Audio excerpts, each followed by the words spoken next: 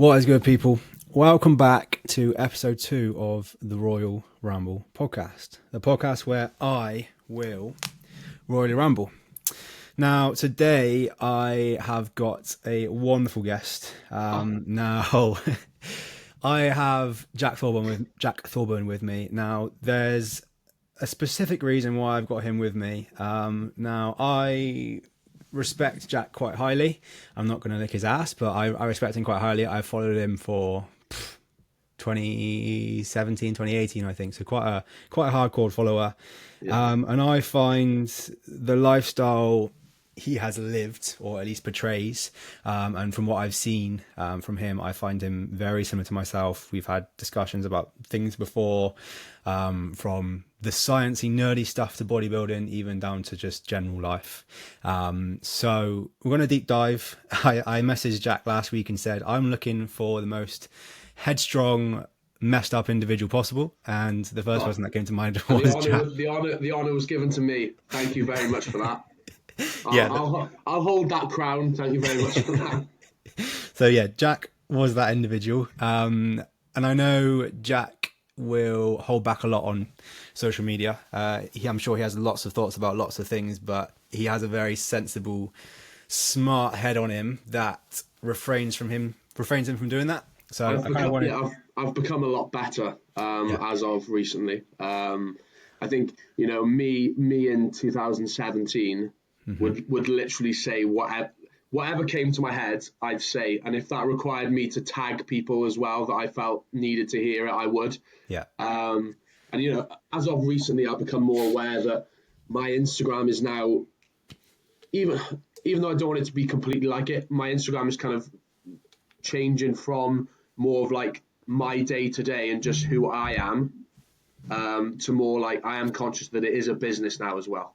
And, I need to be conscious of the people that I'm trying to appeal to, sell to. Yeah. And, at the end of the day, I've also got sponsors, etc. I don't want to be putting them in a bad light by me bad mouthing people and just not acting like, at the end of the day, believe it or not, despite my youthful appearance, I am 30 years old as well. So I need to start acting my age as well, So, I have become a little bit more conscious about the content I put out, more so the story side of things, the way I respond to comments, because that was probably my sort of Achilles heel, really, was just the way I responded to comments, because I haven't got a lot of time for a lot of people, because we'll probably get into that at some point during today. But a lot of people don't understand maybe what my day to day might look like as opposed to theirs. So that's why I kind of get a little bit defensive over it, but also at the same time that I'm not expecting them to. But anyway, I don't know whether you want me to maybe potentially not hold back on anything on here, potentially, as long as it's not getting me in too much trouble.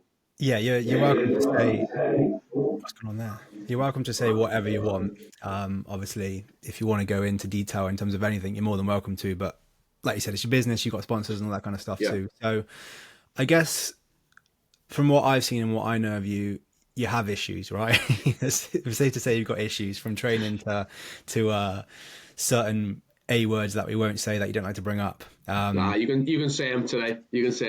Things like anxiety within your training and things like that. So I guess before we do any of that, I want to break down those that maybe have followed you a bit later than I have, and kind of go from your life from like when you started rugby to then career and all that kind of stuff to where you're at now. Okay. So if you want to break that down. Yeah, obviously I'll give it like a whistle stop tour, because we could be here for ages otherwise. So always been involved in sports, always loved sort of the physical endeavour side of things, played like a decently high level rugby wise. And whilst doing that got me into sort of the gym, because for the position that I was trying to play at a high level of required quite a lot of physical sort of stature. And I'm not, in terms of rugby stats, I'm not a very big person. Like, I'm 5'11" on a good day out of bed, 5'10" after a deadlift session. But so I needed to sort of bulk out. So that led me to the weight room. And then during that time, I fell in love with training. I wasn't really training like like a rugby player or an athlete. It was purely bodybuilding, to be honest. But that's just because the person I was training with at the time was a bodybuilder. So that led me into loving all aspects of training. I started to get into bodybuilding a bit more. I had all the Flex magazines, etc. And that was still whilst I played rugby, because I still absolutely loved it at the time. And then when I went away to uni, I started to cop quite a few injuries that were kind of like repetitive ones that I couldn't get to the bottom of. So things like I'd pull my hamstring quite frequently. I had a few quad niggles, and they were all centered around the similar sort of thing. And I couldn't get to the bottom of why, even though I tried to. I had multiple tests done for it, multiple physios, etc. And then that kind of led me to fall out of love with rugby, because I couldn't string together a game or two. I couldn't play how I wanted to be. I used to be incredibly aggressive when I played. I'd fly into anything. I couldn't do what I wanted to do. So I kind of fell out of love with it. And it coincided with me getting in better and better shape as well. So I naturally then I stopped playing, which took a lot. And my dad was incredibly disappointed. And we'll get onto this, because it's actually a cause of a lot of what we will later talk about. But my dad invested a lot of time, money into my sort of rugby career, and he wanted a lot from that. But so then went into the bodybuilding side of things, and that was only a few years after stopping did I then go into competing. So I first competed in 2016 as a junior, and this was when natural bodybuilding wasn't really a thing. Like, certainly on social media, no one was aware of it on social media, really. I'll never forget it, but I can always remember Luke Sandow, rest in peace, used to call it the touch rugby of bodybuilding. And I tell you, when he said that, it wound me up. It really wound me up. And I can remember, obviously he's an incredible bodybuilder, so who am I to say anything? But I can remember sitting there watching the podcast, hearing him say that, and I was like, I'm going to show you. And then I can remember just like wanting to get in like really good condition, and because I can remember at the time he wasn't renowned for getting in that good a sort of condition. And in my head, like the ego, this is how egotistical I can be. But I remember thinking, I'm going to get in better conditioning than Luke Sandow and say, look, I'm better than you. But yeah, competed 2016, got the bug, absolutely loved it. And that's kind of when my social media presence blew up, because at the age of, I was 22 at the time, I got in very good condition, especially in terms of like natural bodybuilding. And there weren't many people that had seen it. Obviously, there were plenty of natural bodybuilders that have got in incredible conditioning before, but I was one of few that would post a lot on social media. I think that was the difference. And I quickly came to sort of realize that I wanted to display what natural bodybuilding is all about. And that, because to be honest with you, I've said this to people before, when I started natural bodybuilding, it was somewhat of a joke. And a lot of the people that did it, I don't know how to word it any other way than people will laugh at me saying this, but they were like nerds. And like, they weren't like cool kids. Yeah.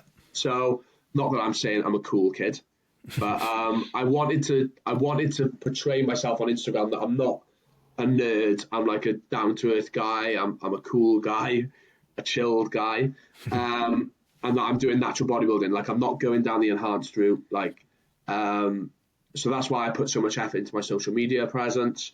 And yeah, did 2016, did well. Then competed again in 2017, did well. And like, my social media presence continued to build from there. And that's kind of where I went into the coaching side of things then, because naturally you get in shape, and then that brings clients on then. So that's kind of when I started coaching people, so around about 2016. So it's been about 8 years now I've been coaching. When I started, there was no, like, coaching was unheard of, really. There wasn't that many people sort of coaching. And then, yeah, since then, it's just grown, really. I don't know how, like, where you want to deviate off that, but I got the bug for bodybuilding in 2016, and I've been sort of hooked ever since now. Last competed in 2022 after a good long off season to try and sort a few physical issues out that I had, which I felt I did. And then the prep in 2022 kind of brought on other sort of issues then. I know we mentioned the anxiety side of things, and we'll probably touch upon that. I'm sure we will. But, and yeah, since then, I've been kind of trying to, because the physical side's still there as well as the mental. So it's just kind of trying to work around those things and improve those with various different practices, etc. So Okay. that wasn't a whistle stop tour. I do apologise. It's all good. It's all good. So, am I right in saying you also went to uni and were like a teacher of some sort as well? So I did my undergrad in sports science, as everyone does. Got first in that, first class, and then I went down the strength and conditioning route. So I did a master's in strength and conditioning, but then quickly realised it wasn't really what I wanted to do because they got wrapped into far too many roles that wasn't strength and conditioning. And also it coincided with me kind of coming away from rugby as well. Yeah. So I didn't actually like that side of training as well because it was completely different to the training that I liked doing. But then in terms of the teaching side of things, yeah, I went back to uni then a few years after and did a PGCE, so a qualification to become a teacher, and then did about two years as kind of like a teacher. It wasn't in like a full-time position. I was kind of like covering a few roles. And yeah, that was all whilst doing like coaching on the side. And it was only until 2021 where I committed to coaching full time then. So left the teaching sort of positions and went full on with the coaching then. Fair enough. Cool. Did you find it, did you ever get to the point where when the presence became high enough, you were almost trying to push off of the fact that the kids and the students were realizing who you were and seeing you on social media? It's funny because certain schools were different. So some schools would find me instantly. So I mean, I remember one school I walked in, I had my name tag on me. I leant over a desk to help. This was a year 7 class. Within literally 30 seconds, phone under the table, Jack Thorburn on Instagram, because I wasn't private. Sir, you're a bodybuilder. And then literally by lunchtime, the whole school knew. But then I've been in other schools where they haven't found out for like months on end.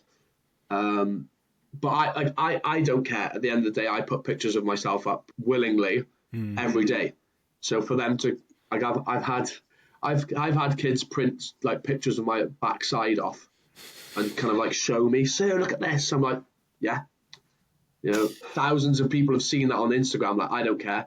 So then they quickly lose interest in that. But then obviously I'm aware that other teachers weren't too happy about it, etc. So there were times when I had to go private, but I'd do stupid things like when I wanted to post in the evening, I'd come off private for like 3 or 4 hours and then put it back on before the school day started or whatever. So, but yeah, in terms of like me pursuing the coach, because coaching was always what I wanted to do.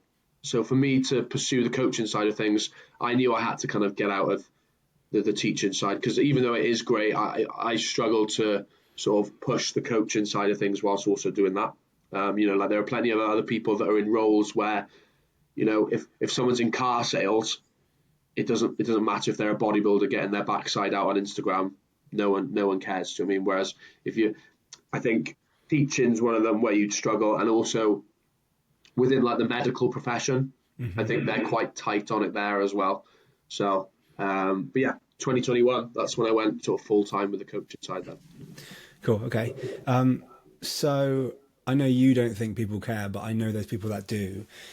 What is not exact, because maybe there isn't an exact injury, but what is it that you suffer with in the gym that requires you to train as long as you do and kind of go through the motions that you do? I'll try and limit this down now. In short, I've got a very tight hip flexor. And because of that, it's kind of like pulled my posture to one side of it. So the side that it's pulled down on, all of those muscles have become quite weak.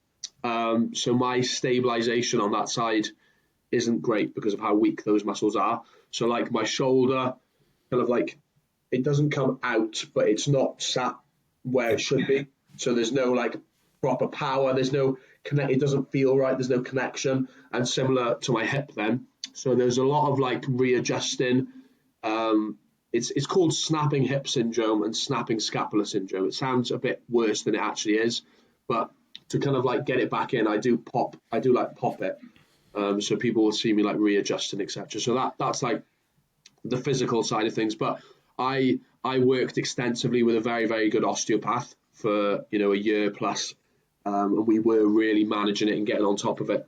But then it becomes quite challenging to get on top of when you've got some like mental limitations at the same time as well. So that's kind of the issues with me, where the two are kind of like making it quite hard to work around. Like I'm very resilient, you're aware of that. So I've got through the physical side of things, but it becomes very hard to stay on top of that when you've got the sort of mental side on the go as well. Yeah, and I think when I first followed, and probably as a lot of people do when they first follow, it's almost like, what the fuck is this kid doing? Like, Yeah. rightfully so. And I think it was only when you came to the Grove to train with Mitch Morland, Yeah. and I was doing lateral raises, and I remember you literally been strapped into a bar, bent over for, it must have been 25 minutes straight to do about 3 or 4 reps. And I remember looking over at someone and I was like, this is legit.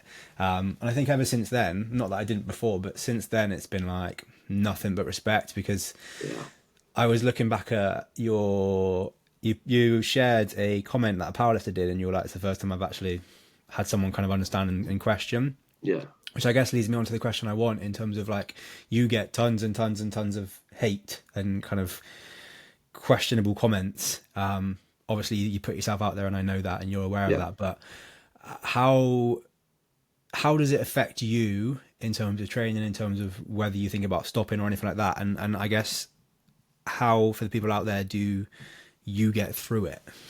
Yeah.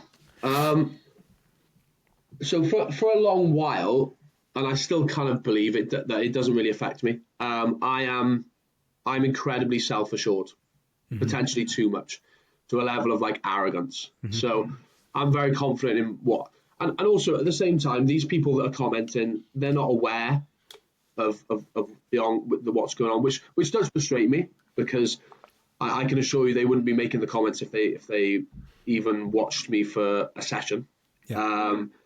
But also at the same time, I can't expect them to, because as ever, it's a window shop on Instagram. You only see like a full part of it.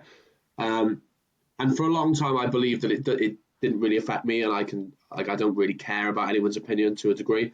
But my girlfriend now, she's very into the psychology realm in terms of work, and she's consciously now making me a bit more aware that I might not think it affects me, but if I'm going into a session and I'm seeing multiple negative comments about something, it's bound to potentially play a role into things. So it is hard, because I want to put this content out there, because it is content at the end of the day, and I've always posted my training. I think I was literally one of the first to be doing that in like 2015 or so. Like, I can remember putting my training up, and it was so, if you think the tripods are frowned upon now, Christ, you rewind 8-9 years, if you got your phone out to film out the looks you had. I remember I got in numerous altercations, and some were quite serious about it. But yeah, it does frustrate me. It never frustrates me to the level of like ever quitting or stopping. No, like because also like I don't really care about these people's opinions, and also without sounding arrogant, I know what I know. I know what I've done in terms of bodybuilding, and also I'm aware of what I deal with. So that I kind of take their comments with a pinch of salt. Like, I do defend myself probably too much. But yeah, I'd say it doesn't really get to me. Like in an ideal world, I'd be posting fantastic training all the time, you know. Yeah. But I try and keep it as real as I can, and I try and just post content at the end of the day. So, but I'm trying to improve it anyway.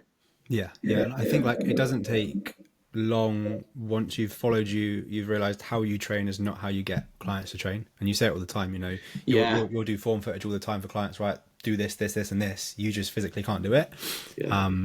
And it like I said, it doesn't take long to actually realize you're smart and you know what you're doing. But when you first come across the page, you're like, why are you doing that? Like, you can't be a coach. That's where that's the only sort of comment that does frustrate me, when it insults like my coaching ability. Yeah. Because obviously I know how good I am, and the content I have put out in terms of like any of the educational stuff. So I'll get a lot of comments saying like, you're a disgrace, like you can't coach people, blah blah blah. How can you tell people to train when this is your training, blah blah blah.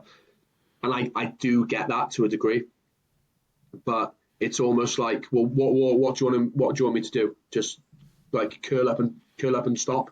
Yeah. And you know, one thing that we'll probably get from this podcast if we get around to it is that I don't stop. Like, for better or for worse, I don't stop. So, yeah. Yeah, and I think leading on to that, it's you don't. I think even from the posting from the constant meal 1 all the way through to meal 5 that you post every single day, or I'm pretty sure you still post every single day, just to kind of, because as you say before, like you hold yourself very accountable, more so than probably anyone I know. Yeah. And once you said something, whether it's something you should do or not, you're probably going to do it. Yeah. Like posting on the meals, like going in and training, you know, when you're in that training session, you're never going to walk out of it, despite some of the mental things you've done before. So why... Are you one of my close friends? I am one of the close friends, yeah. Well, there we go. That's where it came from. So where did the accountability come from? What has potentially happened or has led you to just not give in when you know it's probably not best for you? Or do you not know that it's best for you? Or like, do you not see that negative sometimes? I think kind of what I alluded to earlier about like my dad pushing me in terms of rugby. Like he is incredibly resilient, and he's stupid at the same time. And I'd probably suggest that I am as well. I don't mean like intelligence. I mean more being like overly stubborn and potentially, you know, pursuing things that maybe I shouldn't be, or like continuing on when maybe I shouldn't be. You know, prime example, he when he was playing, he snapped one of his ligaments in his knee, like, which is like career ending, and the bloke plays on. Like, he's literally wrapped his leg around and he's still trying to play on.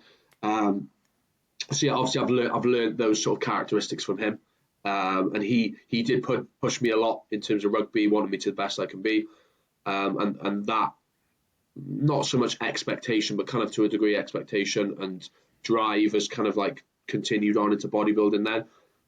You know, I did very well when I started.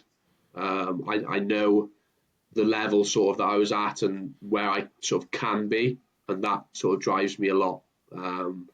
I posted on my story the other day about, not that I want to get into like the science of things or whatever, but the fact that people that are very consistent and resilient and don't complain about things and just get on with these tasks, it's actually a learned skill. Yeah. And the more you stick to something, the more you continue on when you don't want to do something, the easier it becomes for you to do those things. So I think that's just where it's come from with me. Like, you know, when I was a fat kid and I had a massive chocoholic sort of sweet tooth, and I used to nail 2 chocolate bars on the way home from school and wash it down with a pint of chocolate milkshake. I remember one day I said, I don't want to be fat anymore. So I stopped chocolate altogether. Not just like limited it, I stopped it altogether. And I didn't eat it for like 14 years. So it's just one of those things, like, obviously inherently I must have some genetic where that part of me that can like be quite disciplined with things. It's probably come from my dad again. But yeah, I've been very good at like progressively getting more disciplined, because like I said, there is science behind it. So clearly that's where it comes from now. Like, it's easy for me to do these things. It's actually harder for me not to do it. Yeah. Like, I've been ill the past 2 weeks, and it's so hard for me to like not eat the consistent 5 meals exactly the same every day. Like I hate it, and now I'm trying to get back into it. It's like quite hard for me to get back into things now, but kind of like tangent off there. But yeah, I I I think it's just because I set a standard to myself, and if I'm not sort of pursuing that or working towards it, I feel like I'm letting myself down. So I've always got to be like working towards it, even though I'm aware that I may never compete again, but I'd still be doing myself a disservice if I wasn't trying to be better sort of every single day. So what previously with life, what's slipped and what's changed? Or I guess it's just been important enough for you to, for example, like within relationships, you're going out on the weekends and you're going and having food, whereas that was never a thing. Like, is it just the fact that you've come to terms now that there's more to bodybuilding than potentially your potential within it, or is something else changed? Yeah, yes, potentially. However, I went through a good sort of 6-7 months of therapy trying to get on top of the anxiety side of things. Because I know we haven't really talked about it too much, but and one of the reasons for it being there and as strong as it is that my whole day and my whole existence really is centered around my gym performance, my training performance. I don't have any, and for a very long time, I didn't care that was everything. Like, to me, that brings me so much joy, and that's what people don't understand. Like, if I can go in the gym every day and smash it, that brings me so much joy to know that I'm getting better every single day, because bodybuilding was everything to me, and it kind of still is. But I became aware through the therapy that I'm almost setting myself up to fail by doing that. Obviously, it doesn't happen to everyone, because everyone doesn't have the tendencies for this anxiety to come on, but clearly I do. And by the bodybuilding and the training being all that I have, if it's not going well, my whole life's a mess, basically. So that puts a lot of pressure on that performance being immaculate. So when it's not, it makes me even more anxious again. So by having these other avenues and these other things going on, I'm not saying that it's the only reason that I'm doing it, because I do need to have other things going on in life, but like by having these other avenues, it takes the pressure off the training being my only thing, which is why I'm kind of like enjoying doing a little bit more. And also at the end of the day, like, I nail my meals and my training every single day. Like, if I'm having 1 or 2 meals off on a weekend, for me to consider that to be making a difference really is ridiculous. So you're essentially just weaning off of bodybuilding slowly and finding out that the same thing we do for clients, and be like, right, you can have an off-plan meal and do this. You're weaning off, and every time you do that, you're still successful. You're still, if not better, you've kind of established that. Yes, it's so important to you, but you can still do these things as well. Yeah, like, if in an ideal world, if I was to be like just bodybuilding, then I can. I went 19 months without a single meal off.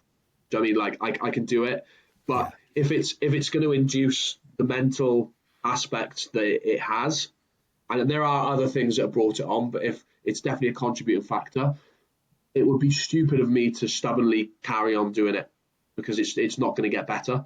So this may sound really stupid, but I'm going out of my comfort zone and doing something that's hard for me by actually going off plan, having these things that are outside of bodybuilding, which sounds stupid, but I'm like challenging myself by doing these other things in an attempt to get it better.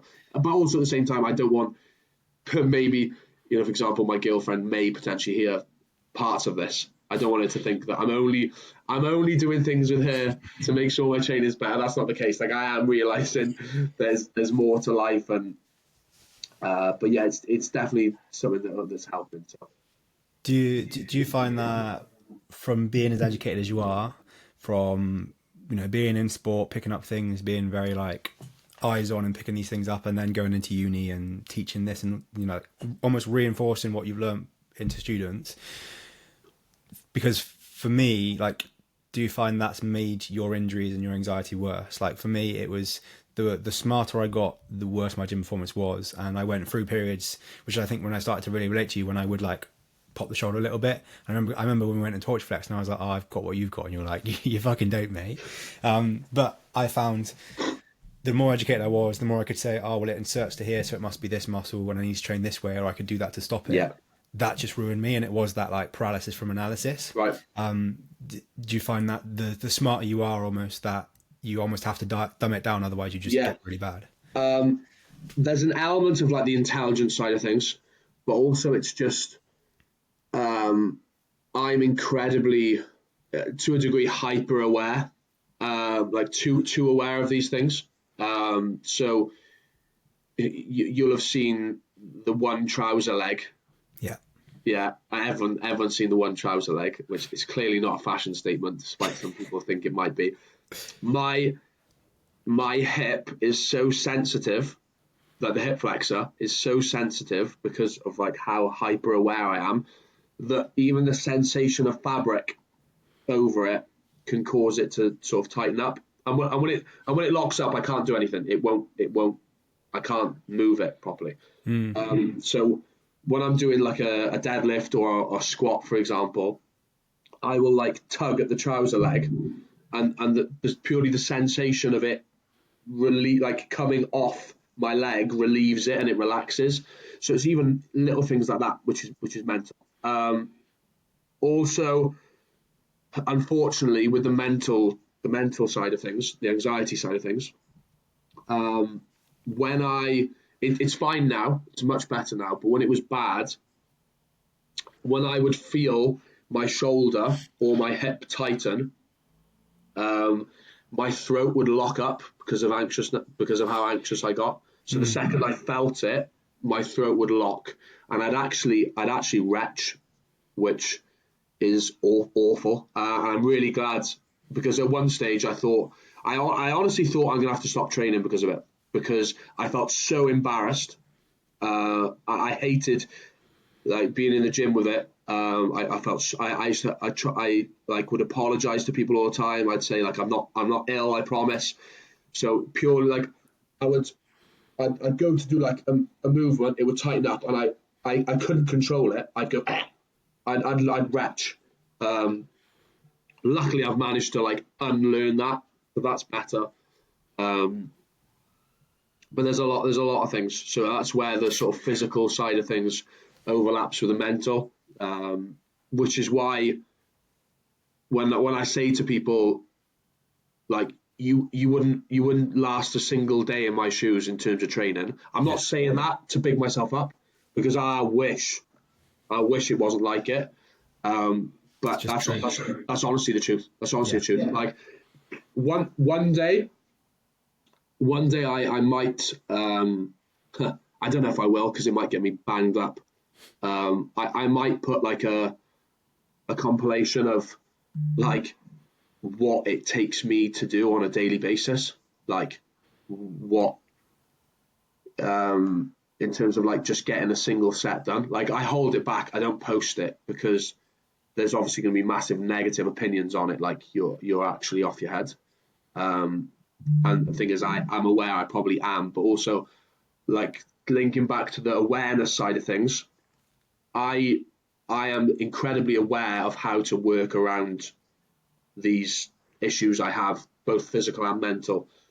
So like because it leads into it quite nicely, like I'll disclose it. It's not big, it's not clever, but like when I'm anxious, I can't brace. Okay. And if you can't brace, how am I meant to stabilize the shoulder and the hip that I have all my issues with? So that's where the two interlink. Okay. So if I can't brace, I literally can't do anything. Like I can't do any exercise at all. There's no feeling there. There's nothing. So if I'm stood over a deadlift bar for half an hour, and this is still an empty space, I can't do anything. I'll still be strapped into this bar, and it's not moving. Nothing's happening. So and unfortunately, I've become aware through the years of like trial and error that the only thing that sort of makes the anxiety go away, there's things. So like if I distract myself maybe by talking to someone, because sometimes I perform my best when I'm literally having a laugh, like talking to someone, because When you're recording your videos. it makes me forget about it. Yeah, that's another prime example. So when I'm doing my educational reels, I perform incredibly well. Yeah. It's not even a thing. And then I can remember one day, I'm getting sidetracked, but I can remember one day I broke down because it wound me up so much. I filmed loads of back training educational reels in the morning. I came back to train pole 2 hours later, and I couldn't do it. Exact same movements, couldn't do it. But so I've learned there's multiple things that distract me. When it's really bad, the only thing that distracts from it is pain. So like I'm aware that to a degree this is like self-harm to a degree. But like if I really can't do something, if I'm stood over a deadlift bar for half an hour, potentially the only thing that might get me to actually do the set is a level of pain. So whatever that might be, you've Usually in the form of the head often happens. Luckily, whatever gym I'm at, which is why I miss Ultraflex, even though Rotherham, which is why I miss Rotherham, but Durham are kind of catching on to it a little bit more. There are a few boys there that I trust. But like in Rotherham, for example, all the powerlifters that were always with me when I was deadlifting, they were aware of this. So if I ever asked them, they'd give me a dig on the side or whatever, because a lot of it's here, so getting that to fire. So any of them, all I'd have to do would be to shout for them, and they'd come and give me a few jabs on the side.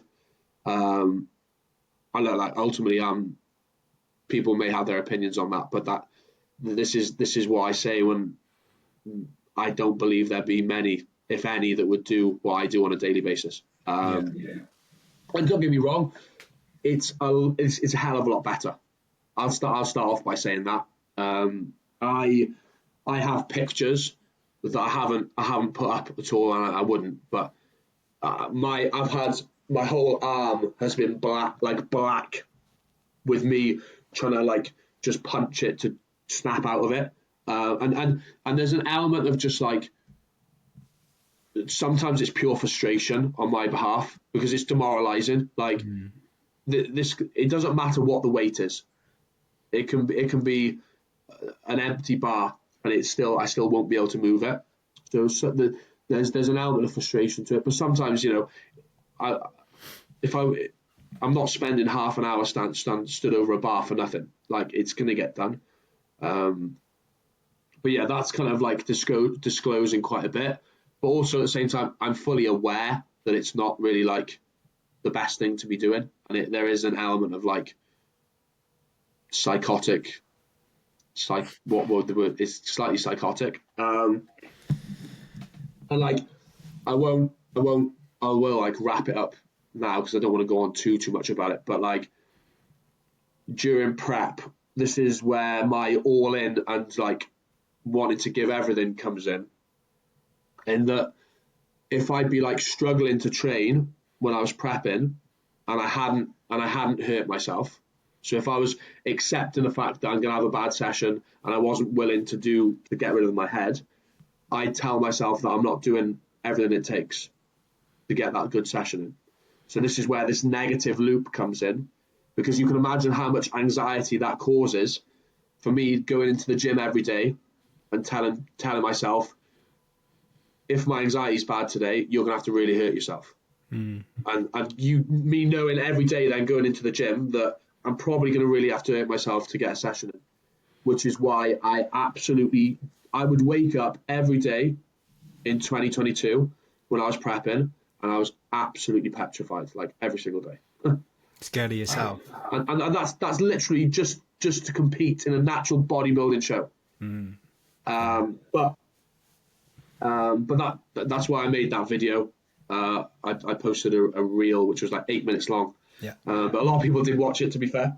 And that's why I made that, just to say, like, for something so minor, I've put a hell of a lot of effort in this year, for better or for worse, which is, like I said, that's why I don't stop. Like, it never crossed my mind once to stop. that year. Yeah. Even though I probably should have. Maybe if I'd stopped at the start, my mental health would have been in a miles better position. But there are also parts of me that's very glad I didn't, because at the end of the day, I went out to LA and competed at a World Championships. I got in the best shape I ever have. Did pretty well. But yeah, so that's...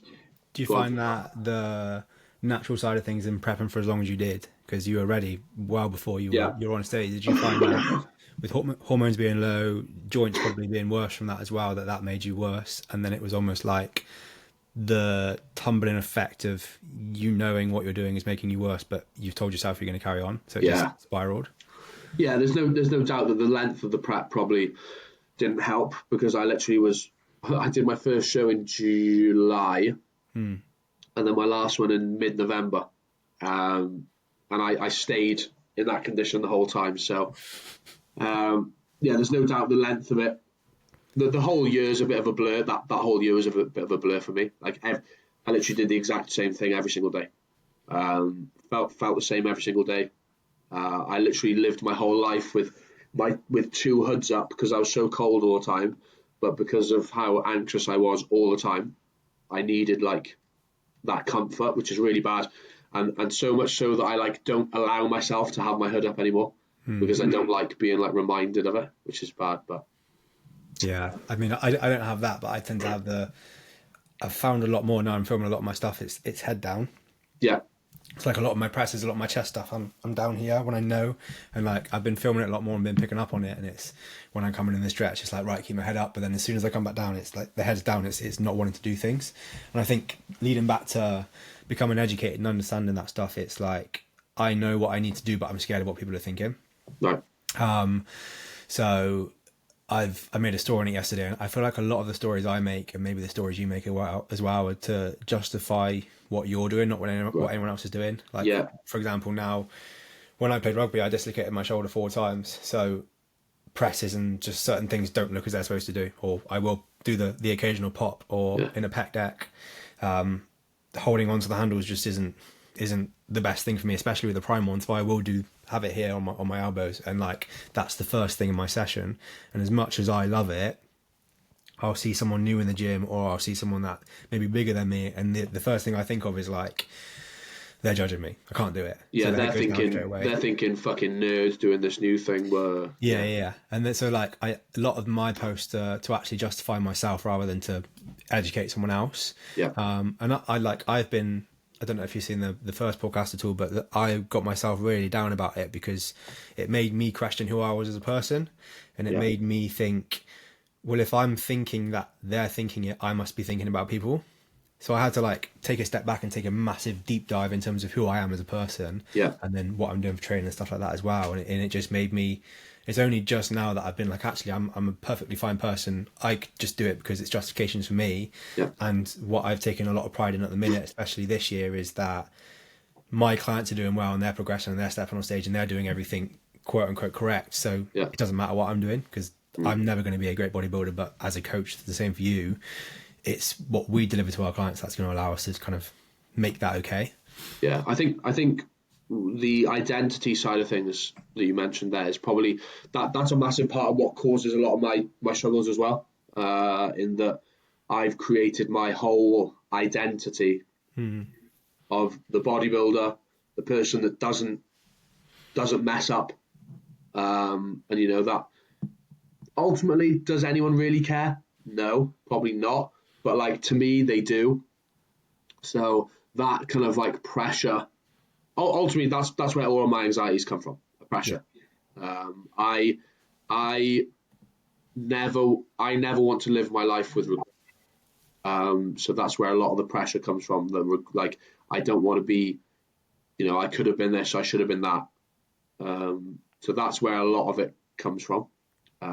Once again, thank you, Dad. It comes from my old man with his rugby career, because that's what I see from him on a daily basis in terms of his regret of what he could have been. So that's one of the things that I was made aware of during like my time with therapy, etc. But yeah, I definitely know what you mean in terms of like you think, what are people judging me? Like, even when I put my reels out now, like my training, like my informative ones, I'm conscious of like what I wear to make me appear like in better shape and stuff. Because like I really dislike the narrative at the moment of social media, people saying like, how can you put a training reel out when you look like you don't even like lift or whatever? Yeah. And I get there's an element to that, but when people compare it to like, you wouldn't take swimming lessons off someone that can't swim, it's like, yeah, but also like all these rugby like sport coaches, do you think they can play like sport? And they might have previously, but do you think right now they can play sport like the people they're coaching? No. Like, so much of it is knowledge, and what you like. You might have someone that has never lifted a weight in his life, but he knows everything about how you do it. Like, of course you can coach someone if you're not like in incredible shape. Like, that narrative really annoys me. And not that I want to make the natural / assisted divide, because I never do, but like it always comes from like the enhanced bodybuilders that just have a massive ego.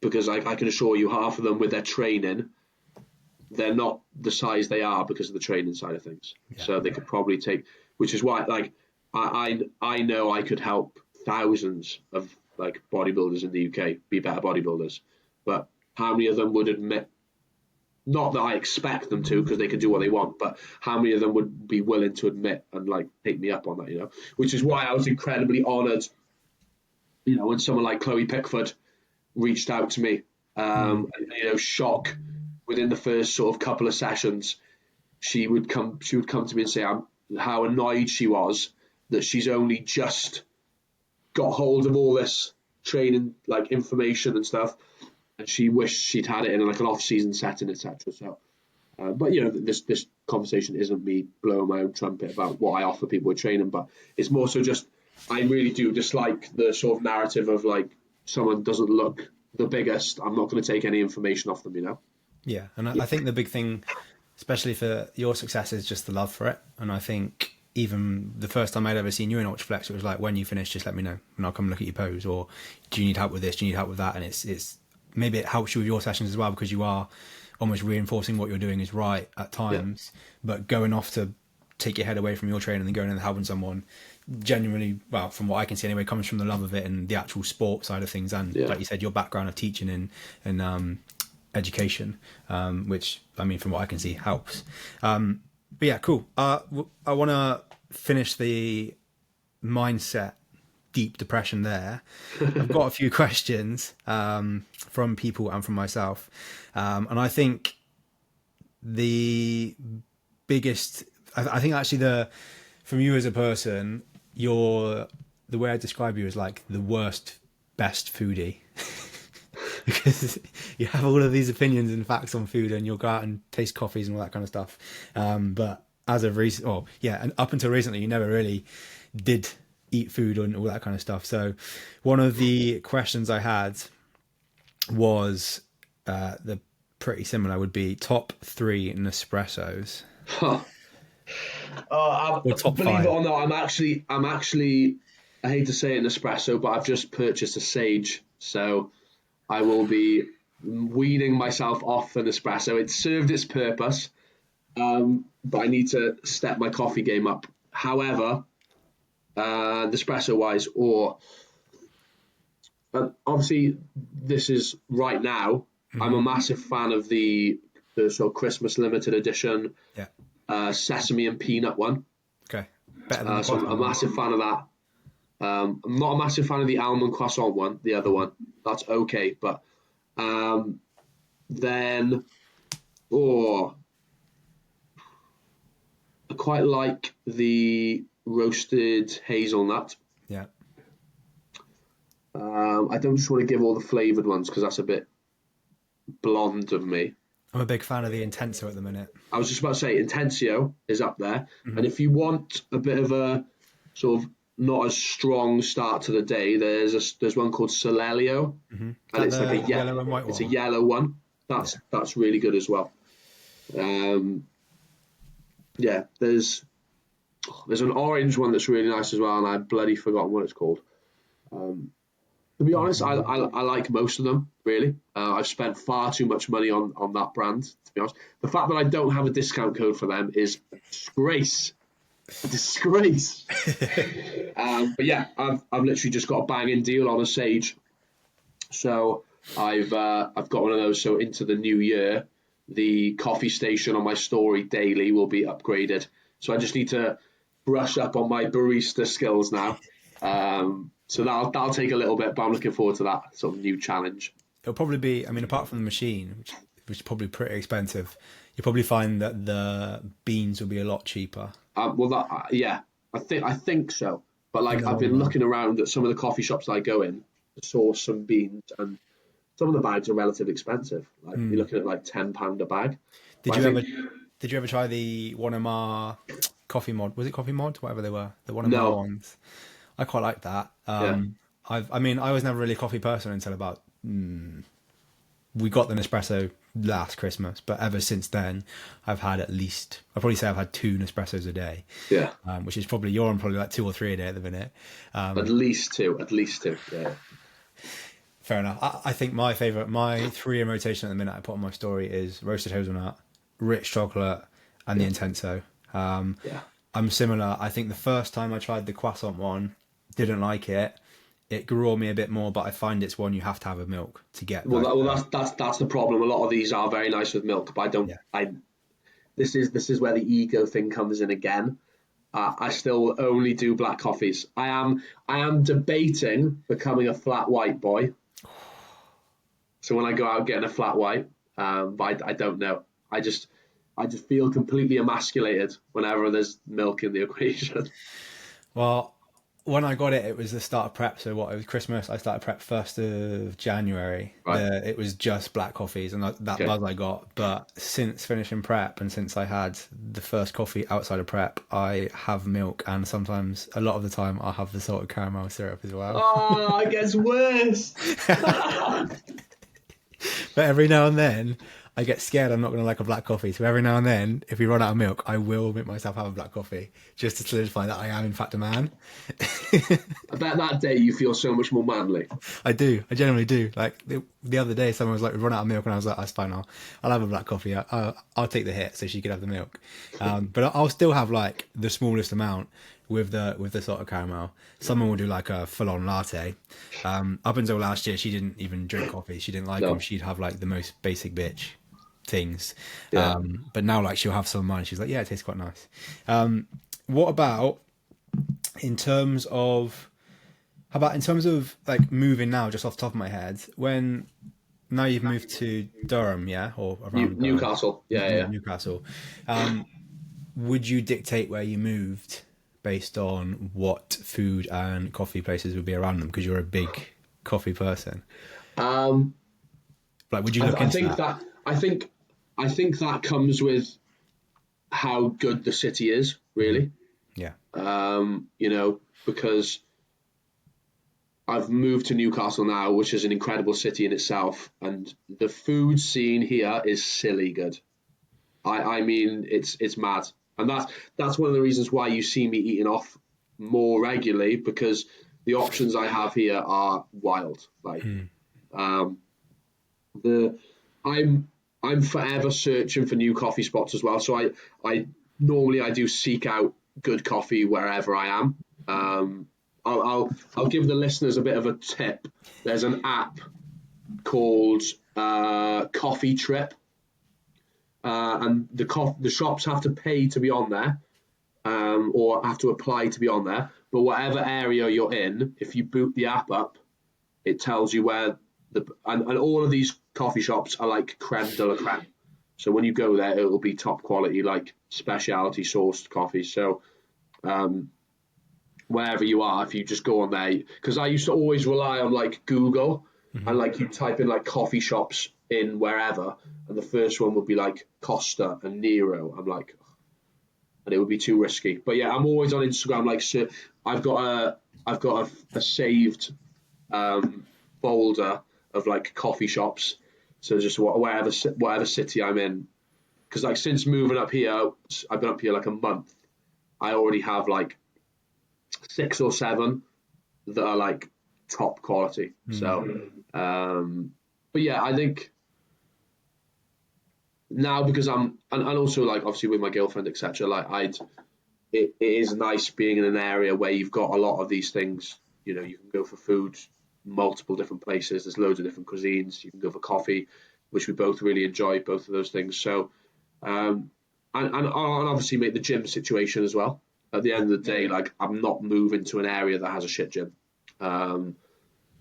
So like I've gone from Rotherham, which realistically, there's no reason for you to live in Rotherham apart from to go to Ultraflex. So realistically, because like there was nothing to eat there. There was no coffees there. Yes, there's Sheffield, but even within that, that's 20, 25 minutes away. So yeah, the gym does play a big part of it. Like even where I chose to live in Newcastle was more dictated by how close it was to Durham, because obviously there's the Tyne River which separates the sort of like north area of Newcastle and south, and I didn't want to be going over the tunnel, up like under the tunnel every single day to the gym because there is a charge for it. So I found somewhere that's south of it. So there's even little things like that. We did exactly the same. So we used to travel about 30, 45 minutes to the grow room. Right. The amount of money I spent on petrol to go to the gym was mental. And then when we first went to Ultraflex, we were like, yeah, we're going to move up here. And we were adamant we were going to move up there. And then like, I remember we actually went out in Sheffield and around Rotherham and we were literally like, we can't move here. We were like, we are not moving just for the gym. And then we ended up in Manchester anyway, 3+ hours away from home because of the gym. Yeah. However, it's also Manchester, so there's food and drinks and all that kind of stuff too. I think Manchester's like up there with the best as well. Like the food scene in Manchester, like even coffee's excellent as well, and just the city in general. It's a massive hub for bodybuilding at the moment as well, which is very facilitating. I think EP at the minute is like fair play to Ant, he's doing some good stuff. Like the kit he's got in, the flex stuff is just mental. I think he said he's got 28, 29 pieces of the kit this year, and it's like flex and prime and just He has a massive passion for it. To be fair to him, I've always gone really well with him. So what about food? Death row meal. 3 course. Shall I tell you mine? Go on, start off. So mine would be starter duck spring rolls. Oh, that's annoying because I was actually debating that. Duck spring rolls. I can't say that now. Big fan of hoisin. I put hoisin sauce on most things, to be fair. My favourite pizza is back where I used to live. It was a Peking duck pizza, and that was that was good. So it'd be duck spring roll starter. Main would be hambao. They don't do it anymore. The hambao odd future. So it's the flipped burger. The flipped donut with the that one. Yeah. So it's donuts. You get the sweet, you get the spice from the chilies, so the fresh chilies, and obviously you get the burger. That was unreal with their loaded fries. Hambao is elite. Dessert. I'm a big sticky toffee fan. Okay. But I don't think much beats a perfect mince pie. Personally. Wow, that's massively seasonal influence, surely. Any other time of the year, you would not choose a mince pie. Every time I put a mince pie on my story, I say I'd have it every day of the week. I love mince pie. There's one, and I can't remember what it's called. So, David, if you can tell me, there's somewhere like half an hour, 45 minutes from here where we are, there is a bakery / food place that came runner-up or something like that in MasterChef, and he does mince pies. And the mince pie he does is... it's ridiculous. It's so dense. It's just perfect. I had mince pie French toast the other day. It was banging. Yeah, so French toast, and then it had like the mince meat or whatever on the top, and then it had like loads of like a Bailey's cream over it as well. Oh, it was mega. I'm a big texture person, I think, so I think the raisins within the mince meat is the thing that does it for me. But yeah, if not, it'd probably be like a sticky toffee. Right. I couldn't tell you where from, just some kind of sticky toffee. Yeah. What's yours? Oh, I'm going to struggle now because I was debating the duck, to be fair. Starter. I don't know if it counts as a starter. I do like a bao bun, you know. I'll take I that. do Yeah. like a bao bun. Or maybe if we're going some sort of like sushi starter, I might have a sushi starter. I really like Suki's bao buns Oh, okay. from Yeah. in Sheffield. Yeah. Yeah. There's a few good places that do very good bao buns, to be fair. Mains, it's going to have to be a burger as well. I don't know if I can give specifics like yourself. Or no, maybe probably the best burger I've ever had. You'll have seen them because they're quite big on Instagram. There's a place called Lou and Joe's, I think so. Yeah. which isn't too far from Rotherham. It's in the middle of nowhere, but it's an incredible. And they do this sticky Chinese glazed chicken burger, and it's mega mega. However, I've never been, but realistically, any of the Meat Castle's burgers, you must have seen Meat Castle on Seen them. Instagram. Yeah. Any one of them, I'm probably taking that. I'm a massive burger boy, so I'd take a burger for a main.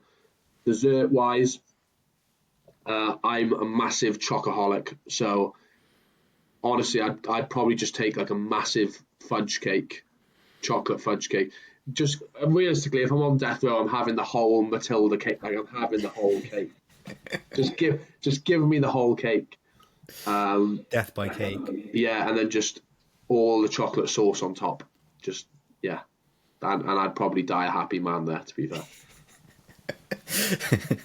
Okay, so got two more left. The very recent one. What do you think on or thoughts on the new division they've just announced? Oh, I think it's absolute bollocks, mate. I'll be honest, because like some of the people, like imagine when it's like dulled down to like the amateur level. Like think about two bros first timers. It'd Okay. be like the new division would be like the PCA Wellness, just 10 weeks out. Well, think how bad it would be. So you've got two bros first timers in the fit body class. You literally, these people could probably have never trained before. Yeah. Like literally, because what's the stand like? You know, bikini first timers. No offense, some of them barely look like they train anyway. So, and that's for the bikini criteria. So then you're looking at this new fit body, and then obviously also there's rumours now and talks that are they going to bring another male one in as well, and that'll be an absolute catastrophe. Because you've got to think like the length of the shows as well. Yeah. Because you've got to believe that the entries, because that realistically that's why they're doing it, money. Yeah. Entries will be through the roof. Anyone can do it. So the shows are long enough as they are. They're painfully long. Like now, it's going to be horrendous. It's just removing all of the elitism within sport now, really, which is a shame.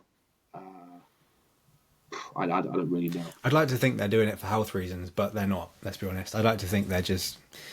I feel like if they were doing it for health reasons, they would just reassess the criteria of current. If they were doing it for health reasons, they just bring the sort of conditioning elements and like muscularity element down in bikini. All they need to do is set the precedent of like the standard of who's winning shows, and then that would kind of dictate that. But yeah, I don't know. To be honest, I'm not really bothered, so I won't really make too much. Are you quite heavily into bodybuilding in terms of like the news and stuff, or not really? Yeah. Not so much. Not so much like the bikini side of it. Yeah. But yeah, I'm more like the muscularity side of things. So if we're into that women's bodybuilding, women's physique, etc., like I do show great interest in that. But I know it's changed quite a lot, but I'm quite a big fan of like the current big figure and women's physique. Yeah. I never used to, but now I think a good example that I do like is Meg's physique. Oh, mate, Meg in person is bonkers, mate. Because she's so small as well. Like I do miss sort of seeing that on a daily basis, to be honest, because honestly, it's mad to see. Just in person, it's absolutely wild. Like she'd walk past me every day, and I go, Meg, you do realise you look incredible. She's like, because she doesn't see it, of course, but like, it's insane. Yeah. So what about for you? You are and you tend to do something and not say things about it. But like in terms of being quite bro sometimes with what things you do. And I know a really big one that there was a study that came out. I remember I was doing cardio at the time in prep, and it was that, and it's something I thought about as well, is like not sight enhancement, but kind of what's it called? Fat loss, sort of. Yeah, spot reduction. Spot reduction, that's the one. That was one that you were quite big on. What is the most bro thing that is like a hill that you will die on, do you think? Like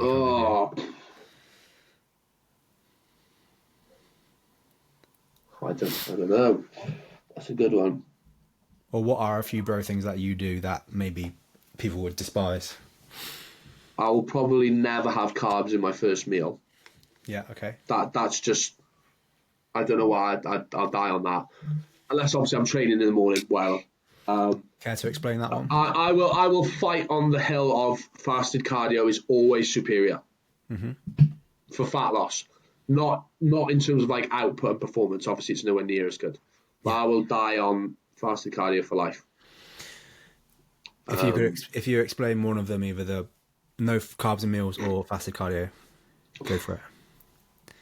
I think if I'm to sort of, without sort of delving into the science side of things too much, like if you look at it from like a fasted versus fed perspective, like hormonally you're going to be different because you've sort of altered, you've consumed either a carb, or even if you consume protein within itself, there's going to be sort of an insulin spike. Within the cell, there's going to be different things going on in terms of, lipolysis won't be working the same, like fat loss won't be working the same if you've got food in your system or if you haven't. There's going to be different pathways that are going on fasted versus fed. So I don't know if you've got the option, I don't know why you wouldn't always choose to do fasted. Like you're not doing it to, PB your distance time or whatever.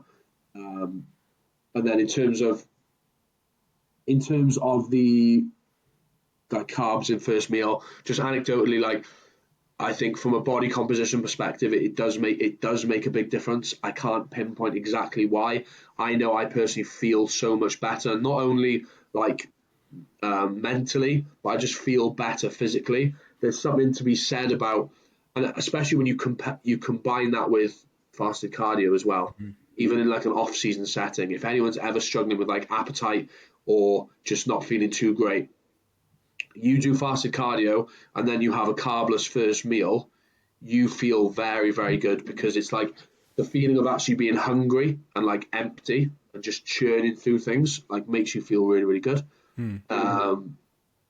So those are like the two probably bro things. I can't really think of anything. I'm a high protein guy to death. Yeah. I will never consume less than 40 grams of protein per meal ever. If it's not got 40 grams in it, it's like pointless to me. I've always been like that as well. Always. Can't be a protein yogurt either. Mate, I can remember I got in a bit of trouble because I was so opinionated on that. I actually hate it. Like this is probably going to get me in trouble, but like how you can go to the gym every day, train as hard, like put on this facade that you're some masculine man training to the death, and then go and sit there with your little plastic spoon, your baby spoon, eating a protein pud. Like, come on, man. Brilliant. Right, well, we will wrap it up there. So for everyone watching, how can people find you? So probably the best is just on Instagram. I believe it's Jack_Thorburn. Is that correct? Yeah, Jack_Thorburn. And then in terms of like any coaching, a lot of it is done through Instagram itself. So there's links on Instagram. My coaching page is strive_online_coaching. So if you want to go on there, check out any of my clients or educational stuff. I'm not really big on anything else. If I do have one regret in life, it's that I didn't start YouTube, because I genuinely think I'd have done really well. Yeah. Like I'm watching the Trend Twins religiously now. and I absolutely loved the pair of them. And I was like, I wish I'd got a camera out when I was younger, because I'd have been a Welsh like Chris Trent, which would have been funny. Yeah.